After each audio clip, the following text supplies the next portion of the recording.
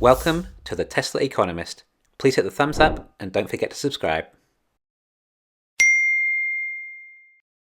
So, after many requests, I thought it apt that I create a 2025 price target simulation. I'm reminded of one of Einstein's quotes that come to mind. If you can't explain it simply, you don't understand it well enough. Some things simply don't need to be over-engineered. And what would be the point if no one can follow how I arrived at a price target in the first place? And I just expected you all to believe it. So I'd like to present a framework for a price target that is simple enough for everyone to understand, one that you can clearly see how every number is arrived at, and a base that is intuitive enough for you to work on tweaking your own numbers yourself, rather than something that is so complicated that you're not able to work off.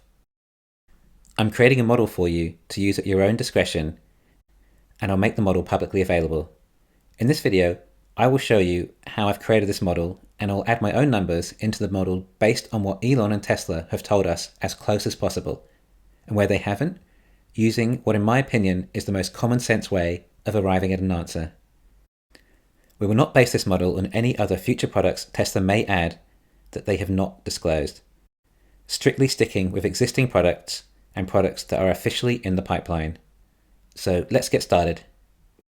First, I've created a list of all the models that we expect Tesla to be selling by 2025, again excluding any other new releases, although perhaps that won't matter so much anyway, as we will likely be constrained by battery production, implying if there were more models, then they would have the same amount of batteries to go around anyway. So for each model, I'm going to assign an average price and an average battery size. Of course, that makes perfect sense for our analysis. Remember, we're looking well into the future, so let's just make a few assumptions as to how we expect Tesla to evolve by then. Fremont should have converted to 4680 batteries for all their models, along with using gigapresses at the site and cell-to-vehicle integration. And who's to say that Tesla have not created their own solid-state 4680 batteries by then? But I'd rather not jump to any conclusions, and even if they had, it may take a while to scale up. I would like to think that 4 years from now, they've made some significant improvements with their existing 4680 battery technology, perhaps by finding ways to increase the level of silicon in the anode. Bottom line, I think that Tesla's lithium iron phosphate 4680 batteries will be so efficient, along with all of Tesla's other advances in software, drivetrain, the motor, and who knows what else by that stage, that their LFP batteries will be efficient enough to be suitable for Tesla's long-range Model Y and Model 3. To be honest, I think there's a chance they might even be using this in the Berlin factory this year, so giving them an extra 4 years to achieve this is highly conservative. What does that mean? I think the batteries for the Model 3 and Model Y should cost between $2,500 and $5,000 at the cell level for standard and long-range models. Sounds crazy? Well, Elon's basically stated they aren't far off $50 to $55 a kilowatt hour now. A current Model 3 standard range uses 54 kilowatts, so we're pretty much at $2,500 already. Of course, there will be more efficiencies in manufacturing, meaning the actual car has an overall lower weight. So a Model 3 might even get away with 40 kilowatt hour battery, but let's call it a 50 kilowatt hour battery, and 75 kilowatt hours for the long range, and then perhaps 75 kilowatt hours for the performance, but using nickel manganese batteries, not LFP.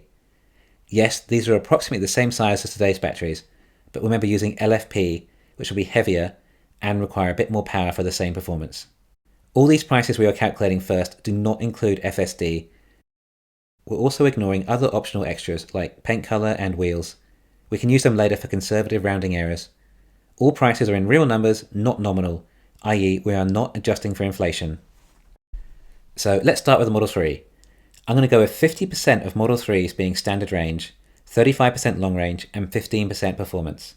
That would mean 50% have 50 kilowatt hour batteries, 35% have 75 kilowatt hour batteries, and 15% have 75 kilowatt hour batteries, but with nickel and manganese, giving Model 3 an average battery size of 62.5 kilowatt hours. As for price points, despite how low cost you might think Tesla are producing the Model 3 at this stage, that doesn't mean they want to give all their savings to their customers. Currently, it would seem Tesla are using their pricing strategy as game theory. They set various price points that the competition revolve their entire business models around. Only when the competition launch, Tesla pull the rug from right out under their feet and suddenly cut their prices, making the competition's head spin, crushing their entire profitability analysis in one foul swoop. And it's not just the competition, but the government. Governments might set price subsidies to help the local competition, so they can boycott Tesla. Then Tesla simply drop their prices overnight. This is the beauty of playing with products with such enormous margins, and no one ever expects it. I love it. So anyway, with that being said, I believe Tesla will eventually get to the bottom price for their Model 3 standard range to $35,000. It's a low enough price point, about half of Americans can afford that car. And for those who can't, there's a $25,000 Tesla. In addition to that, there may be other tax incentives and savings along the way. I think the long-range Model 3 could be at $42,500 and the performance model at $50,000, coming in at a total average of $40,000. I would say that the 2025 Model S and X long range are using a 90 kWh nickel and manganese battery. Rather than reducing the battery size too much with added efficiencies, Tesla might just increase the range. Bear in mind, Tesla is still using the 18650 cells in the S and X, so 90 kWh with 4680s and cell-to-vehicle integration alone will have a large impact. Let's say at this stage the Plaid model is using 120 kWh. As far as I could tell, we don't have any official figures, but it should be in this range, but probably less in 4 years' time. To be honest, as the S and X are such a small part of the business, our numbers won't have too much effect here anyway.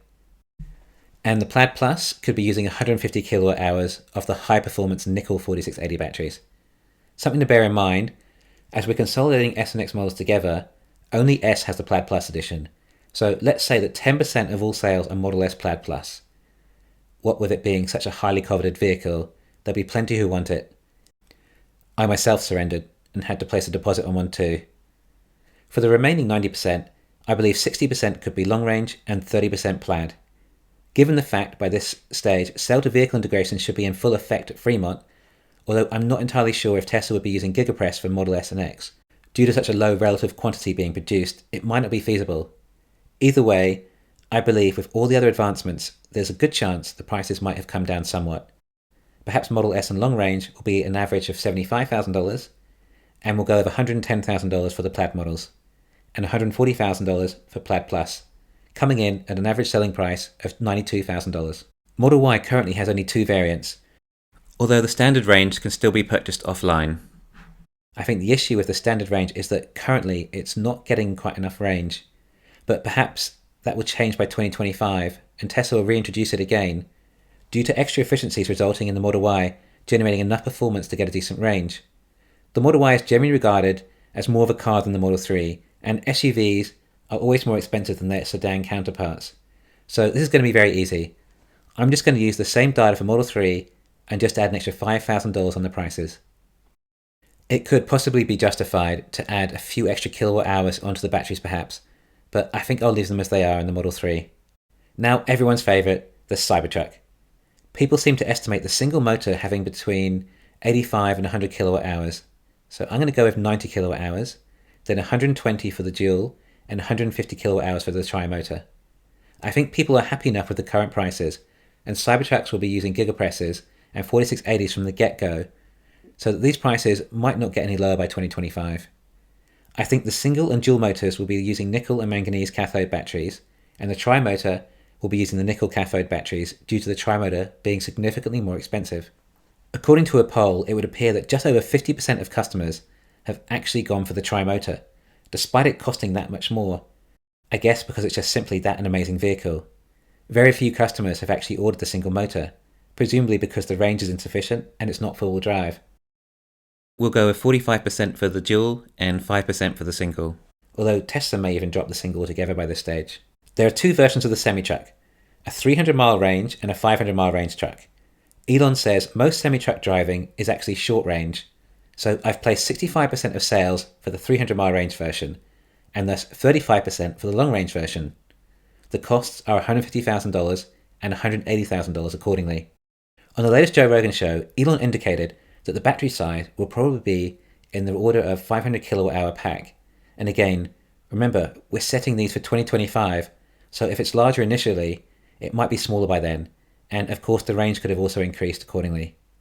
The Tesla website says that the energy consumption will be under 2 kilowatt hours a mile, and going by 500 kilowatt hour pack, getting 300 miles, that equates to about 1.7 kilowatt hours a mile. So to calculate the battery pack size, the 500 mile range semi-truck, how about we just multiply 500 by 1.7, and we come in at about 800 kilowatt hours. So let's use that as the battery size. I think we were expecting a 150 kilowatt hour battery for the base Roadster and 200 kilowatt hours for the Founders Edition. Considering the price of the Founders Edition is only going to be 25% more, and it's that much more of a car, and most people who can afford a $200,000 car can afford a $250,000 car too, I think it might be possible that 50% of the sales will be for each. Although we don't really need to be super accurate, as this is going to be such a small seller in the scheme of things, it likely won't impact our numbers in the slightest. And then we come to the Model 2. We obviously don't have the specifications on the Model 2, so we'll have to do a bit of research to make some assumptions. Now, we can start with the Model 3 specs and work back from there. A close comparison would be an Audi A4 as a Model 3 and an Audi A3 as a Model 2. The Audi A4 weighs around 3,680 pounds, and a Model 3 is about 3,650 pounds, so very close in weight, and an Audi A3 weighs 3,200 pounds.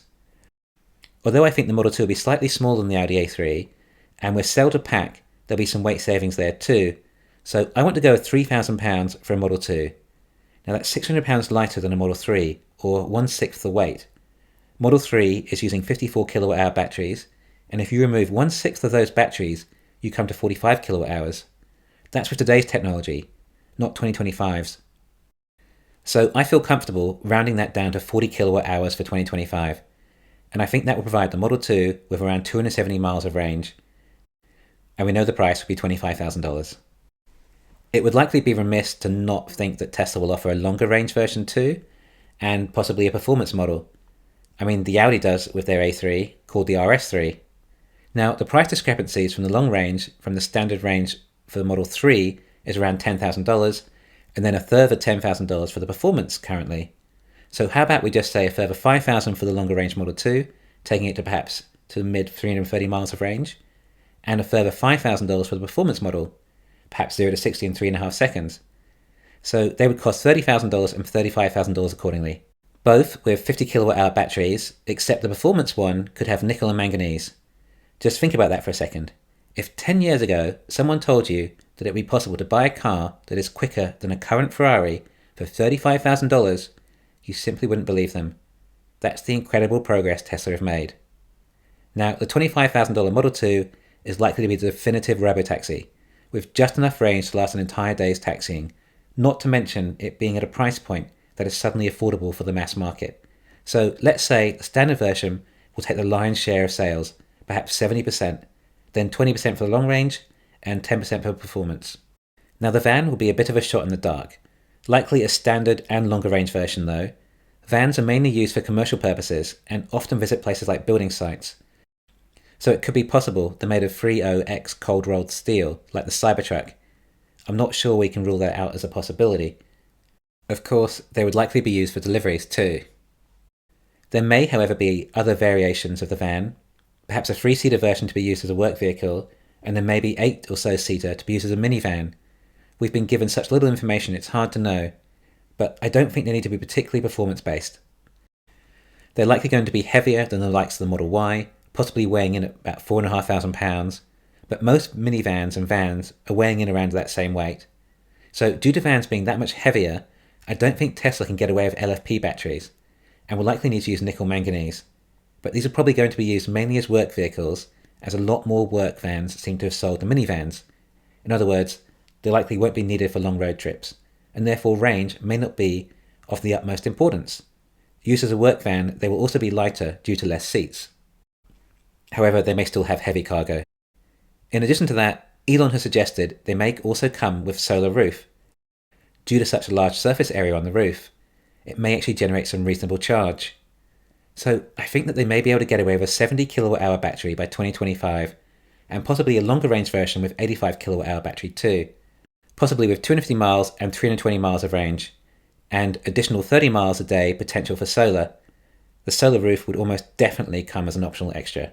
So to price these cars, we may have the standard version at $45,000 and the long range version at $55,000. If Tesla can get away with using LFP batteries, then they could cost less. I would say Tesla could possibly have the van starting at $40,000. And that completes the framework for all the models that we know of that Tesla will be selling in 2025. In the next video, we'll try and calculate how many sales each of their factories will be doing in 2025. Thanks for listening. Please hit the thumbs up and don't forget to subscribe.